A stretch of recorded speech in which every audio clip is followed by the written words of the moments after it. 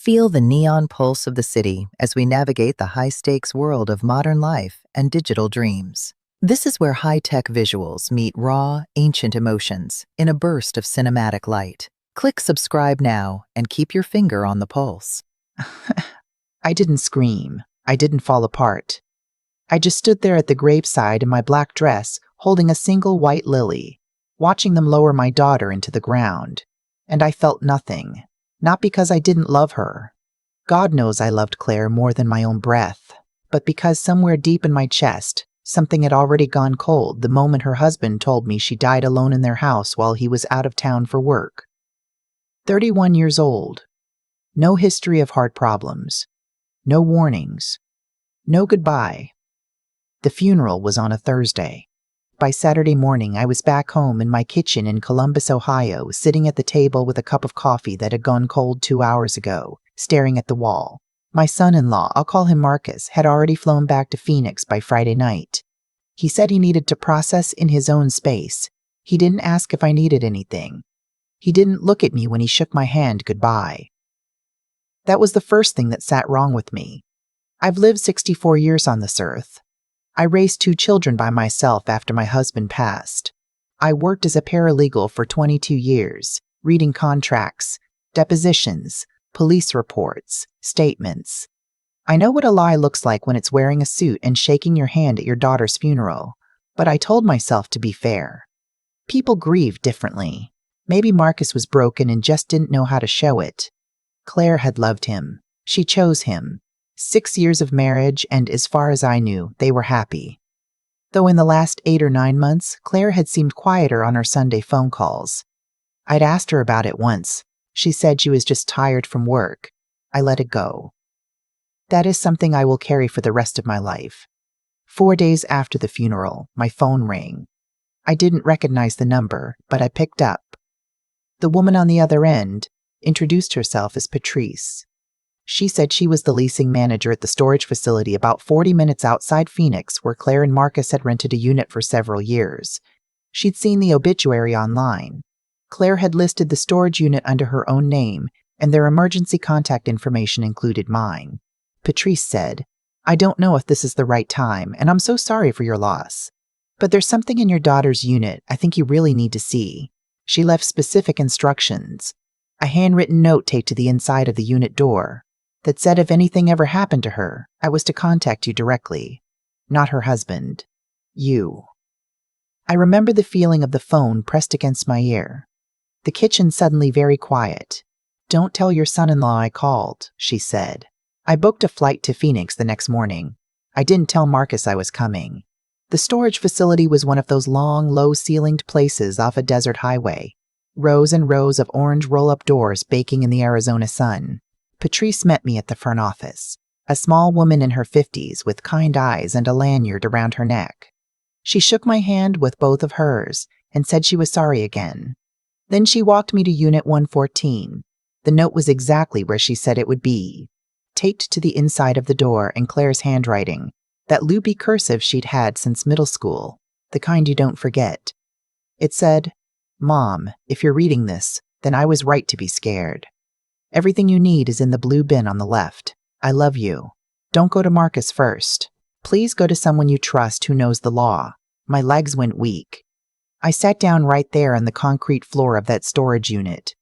The blue bin was a large plastic storage container, the kind you use for winter clothes. I pulled off the lid. Inside, sealed in a Ziploc bag, was a journal, a thumb drive, a folder of printed documents, and a disposable camera.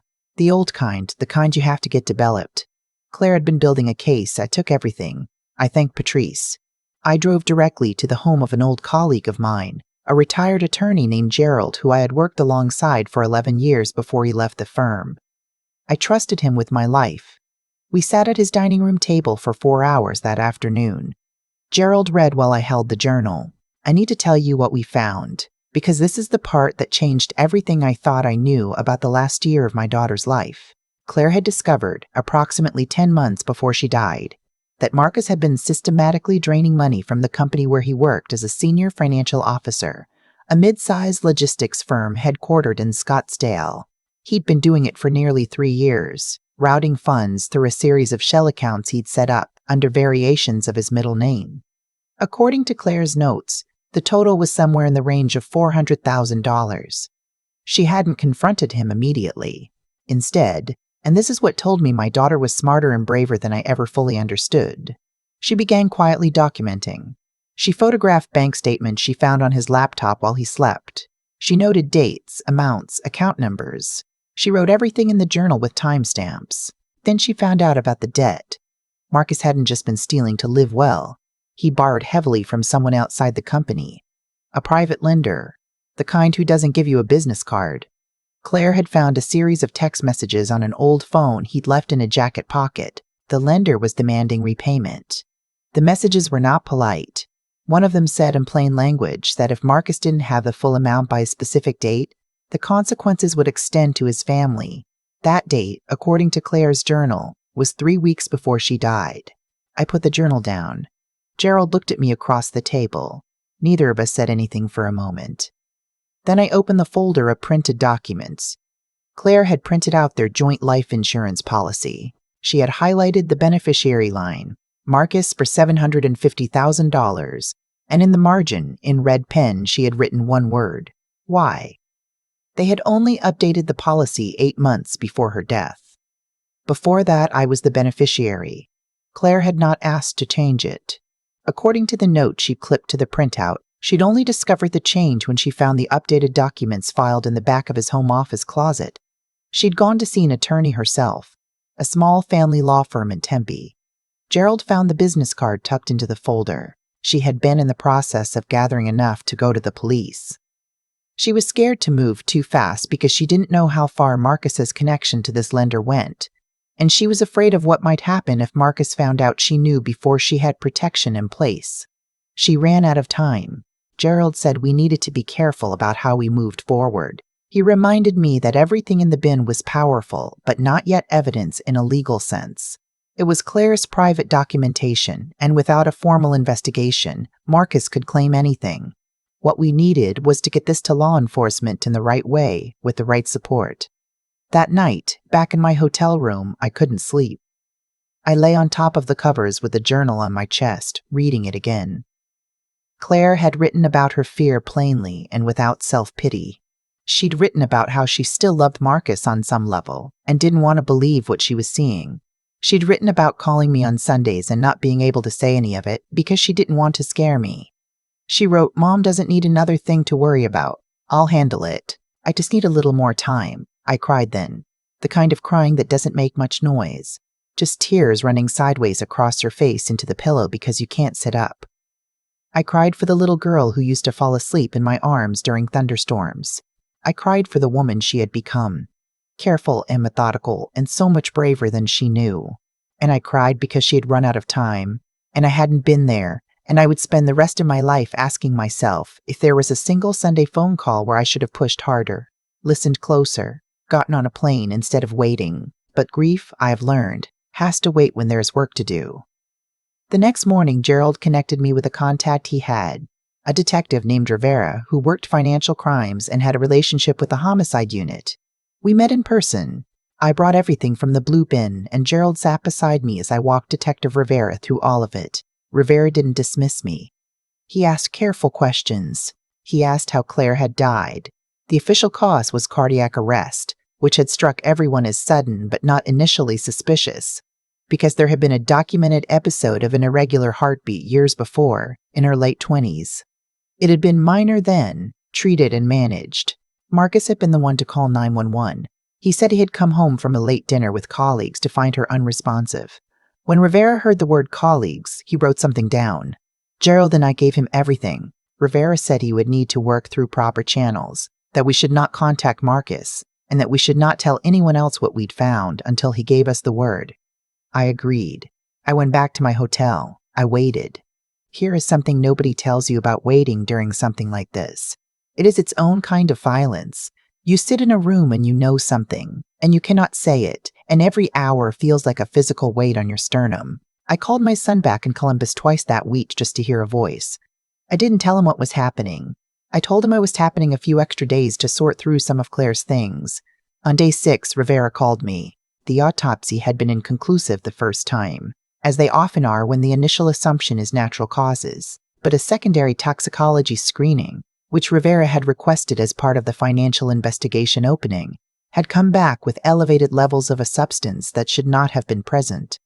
It was a compound that in large doses can interfere with cardiac rhythm. It is not something that shows up unless you're specifically looking for it.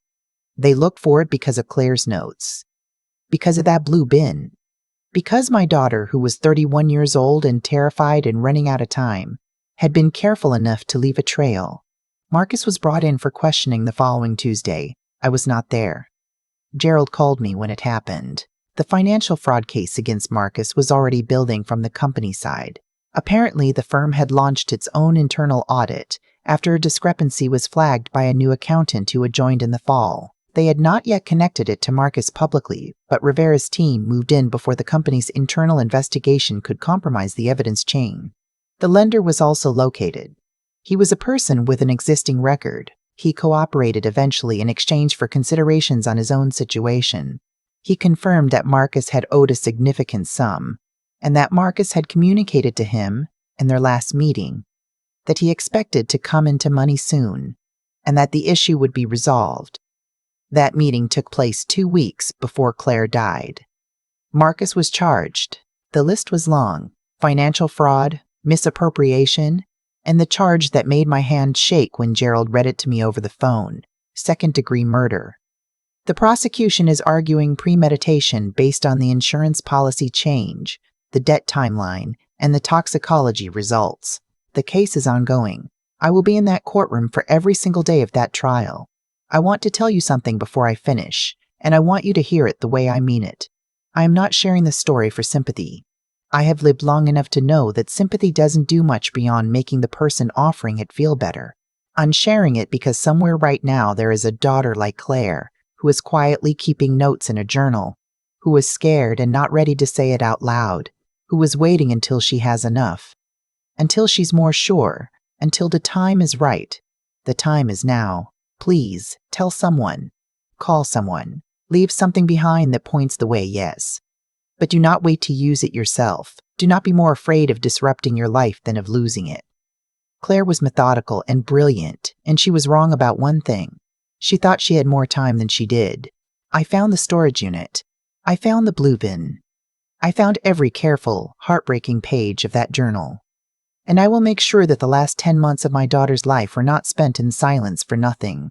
If you are sitting somewhere right now thinking that what you know isn't enough, or that no one will believe you, or that you should just wait a little longer, please listen to the voice of a 64-year-old woman who wishes more than anything that her daughter had made one more phone call.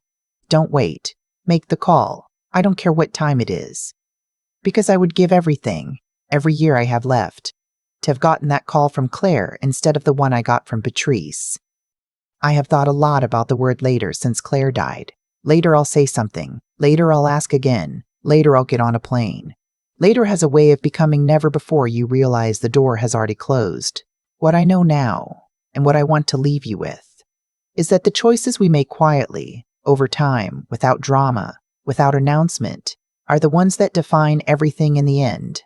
Marcus didn't become the man who did what he did overnight. He made a small dishonest choice and then another and another. And each one made the next one easier. That is how it always works. Cruelty doesn't arrive fully formed. It grows in the dark, in the space between what a person says and what they actually do, fed by silence and unchecked by consequence. And Claire, my brilliant, careful, heartbreaking Claire, she made her choices too. She chose to document rather than panic. She chose to think clearly when she was terrified. She chose to leave something behind that pointed toward the truth even when she wasn't sure anyone would come looking. That is not a small thing. That is one of the bravest things I have ever witnessed, and I am her mother, so I know exactly how hard it must have been to do it quietly, alone, without telling me. There is a lesson in both of those lives, and it has nothing to do with luck. The choices that compound into catastrophe and the choices that compound into courage operate by the same principle. They build. Every time you choose honesty over convenience, every time you decide to document instead of ignore, every time you reach for someone you trust instead of handling everything alone in the dark, you are building something. You are constructing a version of yourself and a version of your life that can withstand pressure when pressure comes. And pressure always comes. What I want you to take from Claire's story is not fear. I don't want you to look at your family and see danger everywhere. What I want you to take is this. The people who survive the worst things are almost never the ones who were the luckiest. They are the ones who paid attention. They are the ones who trusted their instincts even when the instinct was inconvenient. They are the ones who kept records, asked the second question, made the extra call, refused to let discomfort talk them out of what they already knew. Claire knew. She knew for 10 months.